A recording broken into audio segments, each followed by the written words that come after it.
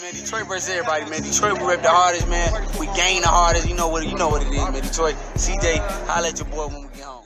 Make sure to check out our sponsor, Cell Phone Buyers Recyclers. They want to buy your cell phone, old, broken, or you're just trying to get rid of it. You can contact them right at the number on the screen, text or call. Also, their social media and website is in the description if that's more convenient.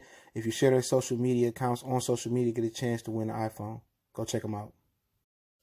All right, man, we back. Goodfellas Sports TV. Mikey went on with Miguel Flores from Premier Boxing Champions. He do a good job in his interviews.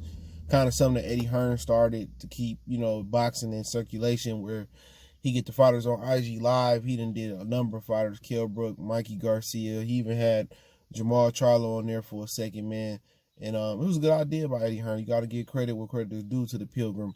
But PBC started doing it, and it's been really, really good as well. Mikey Garcia talked about if he don't get the Pacquiao fight, that he'd come back to PBC. He called out Shawn Porter, Keith Thurman, Danny Garcia, and said he'd even be open to fight Terence Crawford. So let's talk about it. Hit that subscribe button, bell icon button, share the video. Give me one second. Yeah, share the video. And he too small for a number of those guys. I remember I can't remember the exact interview, but he was asked about Shawn Porter, and he wasn't too open about fighting Shawn Porter. So, I mean, Shawn Porter would be the worst style out of all of them. I'm gonna rank him as far as, for him, you might say Shawn Porter got beat by Keith, you know what I'm saying, and it's that and third, but I'm gonna rank him and let you know which one is the easiest to hardest for Mikey. But he trying to become 26, 30, 35, 40, trying to become a five division title holder. So, I mean, Shawn Porter don't have a title, Keith don't have a title. Obviously, he got beat up by Errol, said he still want to earn his way back up to get that rematch. And, Terence has a title. So if you want to be a 5-division title holder, then you got to get in some title eliminators, or, Terence is looking for a fight. He's looking for a fight. So apparently Bob Arum said Mikey want too much money, hard to negotiate. And I'll just start off with Terence to get this out the way. And Mikey said, I never negotiated with them since 2014, and he don't know what Bob talking about, and he not hard to negotiate with. I mean, you just made $7 million fighting Jesse Vargas. All right. So, are you going to take less money, guaranteed money, to, hopefully make more back-end money? And you and Terence, I don't think it's going to sell like that. Because neither one of them, unless Terence get to talking, and then you get to talking more, they both really don't have personalities. It'd be a good fight. Because they know each other, they're very familiar with each other. But you might make $7, $8, $9, $10 million with them. But Mikey is a prima donna, bro. He is a prima donna in negotiations. You know what I'm saying? He trying to act like he not, but shit. You was negotiating with Danny Garcia, and then you pulled out with Danny Garcia. It's some bad blood there, so I ain't getting into their history. And he trying to act like I don't know what Bob's talking about. Maybe his workers or his people's telling him that. That man ain't got no reason to lie. He worked with you for the beginning of your career. They know what you like. Y'all had litigation in court. They took about a year of your career away from you. I mean, at the end of the day, if he fight Terence, he fight Terence. I think that'd be the best fight on Terence's resume is beating Mikey Garcia. As far as cachet and names, Mikey, good fighter. Mikey got good power. Terence, he makes some issues as far as, he leave himself open, trying to be more offensive. If he fight defensive, he won't get clipped as much. And we seen that verse in a postal fight where he utilized the ring and he boxed. But other than that, that's a tough fight for Mikey. I think it might be an easier fight than Errol because Terence going to take chances. You know what I'm saying? And Terence is not a southpaw. He longer than Errol. Well, he can be a southpaw. Let me stop that. He could fight southpaw, but he take more chances. He going to take more chances with Errol. Terence want to get the knockout. You know what I'm saying? I think people confuse that for having lack of defensive responsibility. I think it's a choice. I think if he wanted to go in there and fight a defensive fight and move around the ring and systematically break you down, he can do that as well. He showed that in the Victor Postal fight.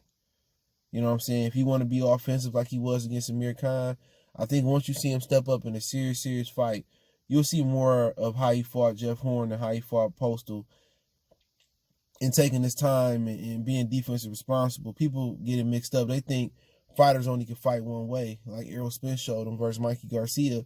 He can keep dudes at the end of his punches and not just be a wheelhouse in your wheelhouse type fighter. People look at the tape and like, oh, he only can fight one way. He only can fight one way. You might get that with other ethnic fighters, but a lot of black fighters can fight in multiple ways. Shawn Porter showed people that he can fight from the outside and move around versus Danny Garcia and switch it up. Keith Thurman showed you that, he can go out there and try to be a knockout puncher, then utilize the ring.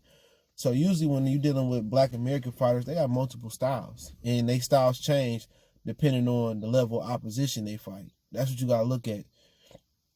Keith Thurman not gonna fight like he fought Collazo the same way he fought Pacquiao. He didn't, but it's different. But as far as Mikey and Terence, a good fight.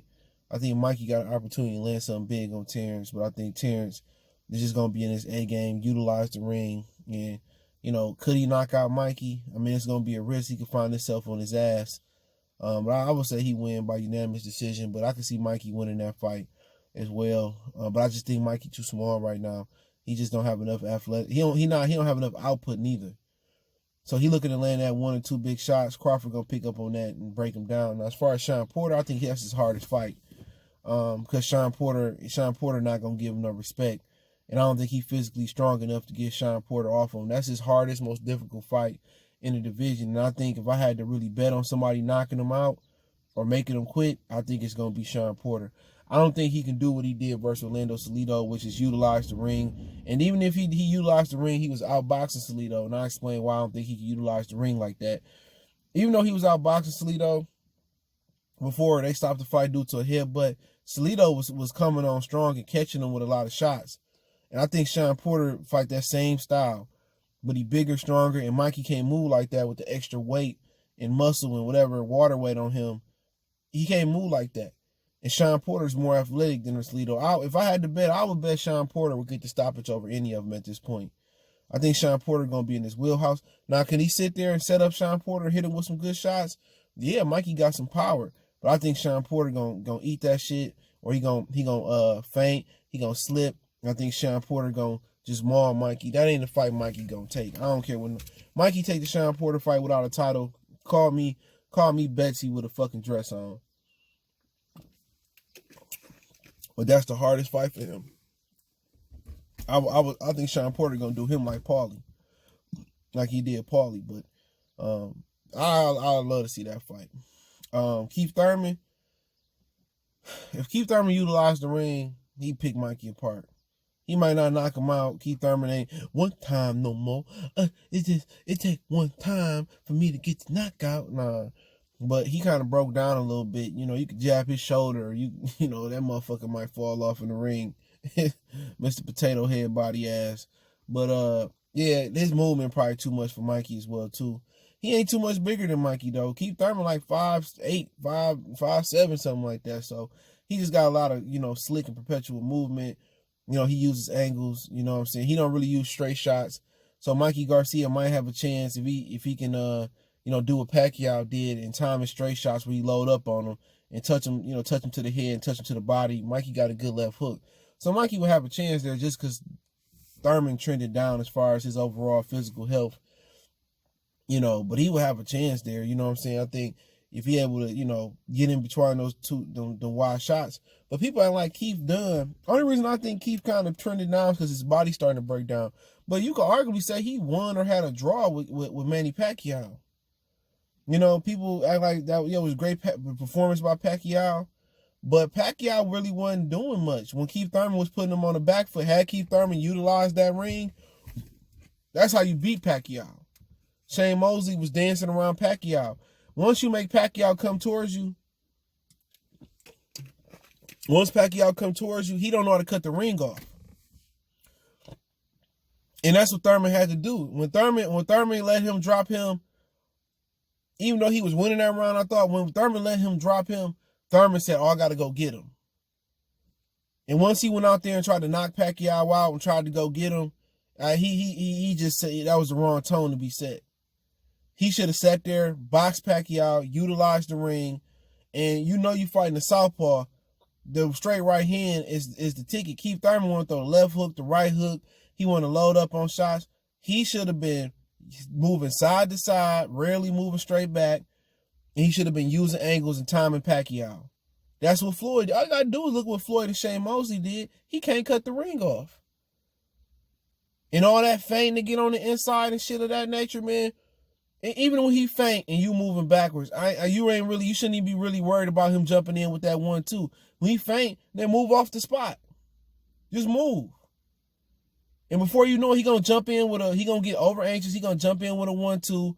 All you gotta do is move to your right and come back with your combinations, and he gonna run right into the ropes. Pacquiao not a difficult fighter at all once you really make him come get you. Now if you walking him down, then he probably getting beat you up depending on who you are. Do what Floyd did. You know, he gotta be set to throw them shots, bro. He gotta be set. Pacquiao ain't slick at all. His head movement is feints. He coming right there. His feet gone. Keith Thurman should have won that fight. He just had a wrong approach. But as far as Mikey, it's a tough fight because Keith Thurman can move.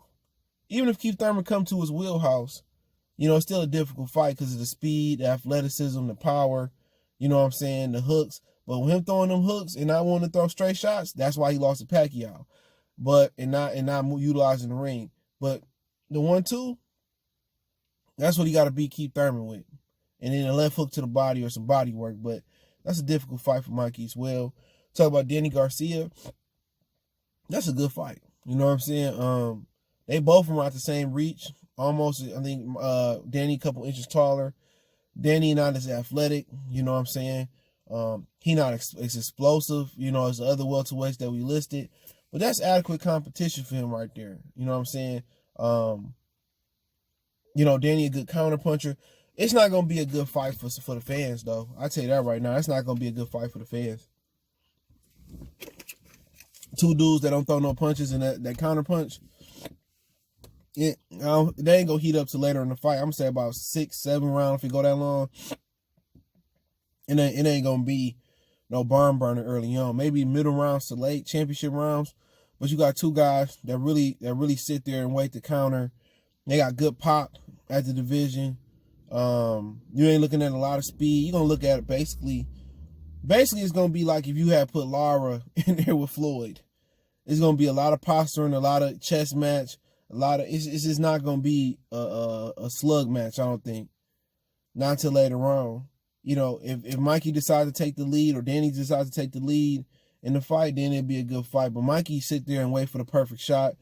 Danny, another guy that sit there and wait for the counter shot. So that wouldn't be the greatest matchup as far as styles, but I think down the stretch it'll be a treat. So, you know, he do say he want to rematch with Errol. I don't see what he could do different. Only thing different is Errol's been in a car accident and maybe not be the same. But as far as, you know, easiest to hardest for him, hardest to easiest to hardest, let's go that way. Danny Garcia will probably be the easiest fight that we name. All right? That'll probably be the easiest. I'm not including Errol Spence. We already seen that was all work, easy work, all work, easy work. So Danny be the easiest fight. They close in dimensions. They close in athletic ability. So that'd be the easiest fight. Next easiest fight would be Keith Thurman. Just because Keith Thurman body breaking down, and, you know, at the end of the day, like I said, you might punch his shoulder, it might fall off. But, you know, if Keith at his best and he healthy, then that's a difficult fight. That's right up there at the top. Second hardest fight is going to be Terence Crawford. Keith probably could be above him as far as stylistic-wise if he's healthy, because Crawford going to give Mikey opportunities because he's going to be offensive and probably try to knock Mikey out and one-up Errol Spence. But if you tell me that he fight a safety-first fight like he did with Post-Style, then I think he wouldn't have no problems with Mikey. But it's a good fight. But with him taking chances and really going for the knockout, see, people don't notice that about Crawford. Crawford can easily go in there and just utilize the ring and win 12-0. But he want to go out there and he want to go for the knockout, so you got to credit him. When you go for the knockout, you get touched up, oh, he ain't got no defense. When you don't go for the knockout, oh, you boring like Floyd Mayweather. So, hey, please yourself. The hardest fight is Shawn Porter. He's just too strong, too fast. Shawn is a low for anybody in the division. He would steamroll Mikey. I would bet for the knockout in that fight. I would. I can see Mikey landing some good shots on him. Broner did put Shawn down, even though that was at a catch weight. But I like Shawn to be the toughest Mikey fight. I think he might stop him. But hey, let me know what you guys think. Don't forget we on Facebook, Instagram, Twitter. All the links in the description. You need to reach out if you have a business question, inquiry, sponsorship, video request, want to make a donation to the channel. That link's in the description. Best way to donate is share the video. Appreciate the love and support. The Cash App, PayPal in the description. Let me know what you guys think about the video. And don't forget, you can always got video requests. Hit me up on Twitter is the quickest way. But I'll be on the gram and Facebook on this channel. So don't forget to check my other channel out, Motor City Sports Talk, for more Detroit content. And check out the backup channel, Goodfellas Sports TV 2.0. I should have some content coming over there pretty soon. One time for the one time ago.